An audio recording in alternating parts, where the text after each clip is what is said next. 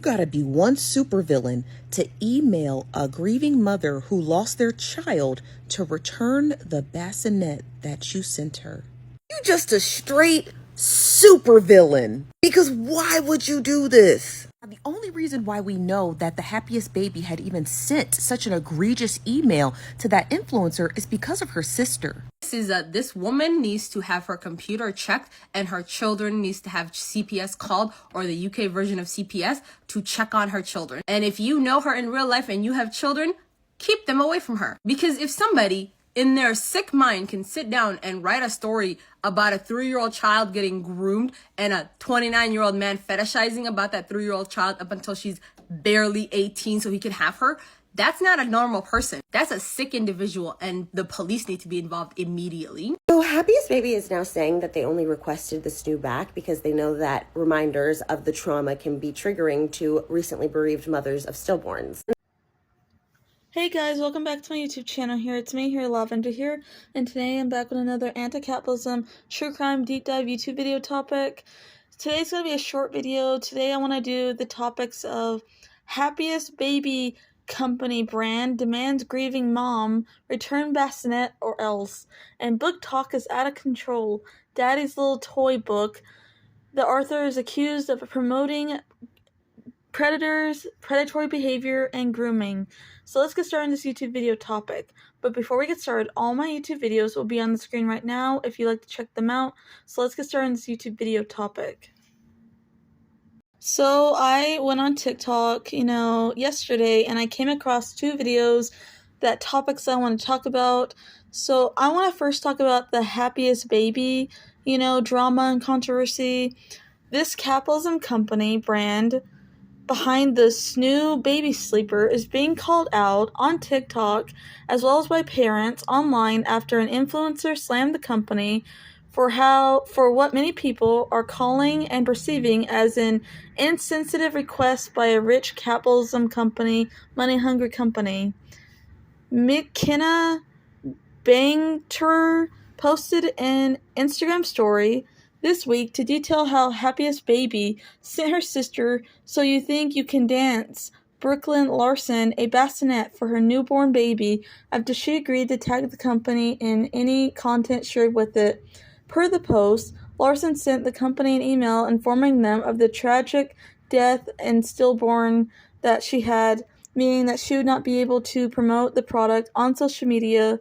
In reply, Garner claimed that the company demanded she send the baby bassinet back, the empty baby bassinet still sitting next to her bed.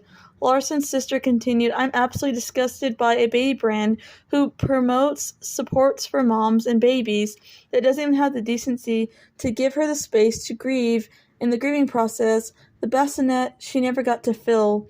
The company's branding is based off of family values, and they have just shown they have none. But this is not surprising because they are a capitalist company at the end of the day, and their goal is to only make money. There's no denying about how losing a baby is an unimaginable tragedy.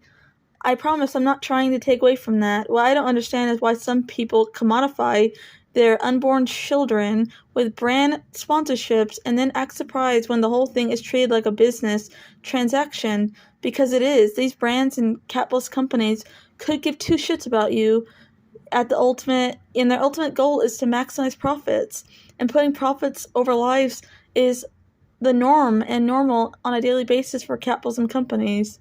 This influencer culture has got to stop.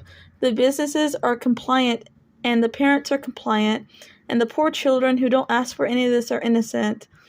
These capitalism companies are not your family or your friends. The only reason why they're apologizing in the first place is because they got backlash from the public, and that will affect their sales and they will lose profits.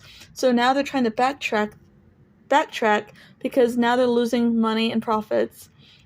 And apparently, also on TikTok, apparently there is this drama going on the book talk side of TikTok about a highly problematic author who made a book called Daddy's Little Toy, in which she goes full pedophile and groomer in the book.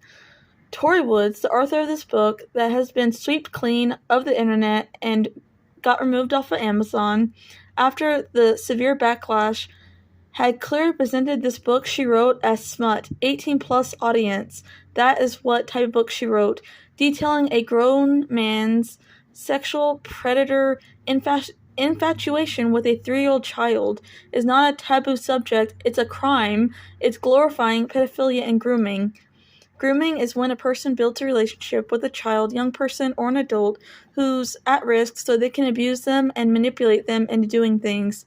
This abuse is usually sexual or financial, but can also include other illegal acts. That's the definition of grooming. Lori Woods, otherwise known as Lauren Ashley, she doubled down after getting massive backlash worldwide on book talk on TikTok. She swept the internet clean of this horrific book and thought it was okay for her to put out this book to the public, this disgusting sick book. The backlash was swift. Also note, Tori Woods claimed she had been writing books for over 15 years under a different pen name, but hasn't shared what name that is. She has children and thinks that this story and book is okay to write and release to the public and officially publish it to the world is terrifying.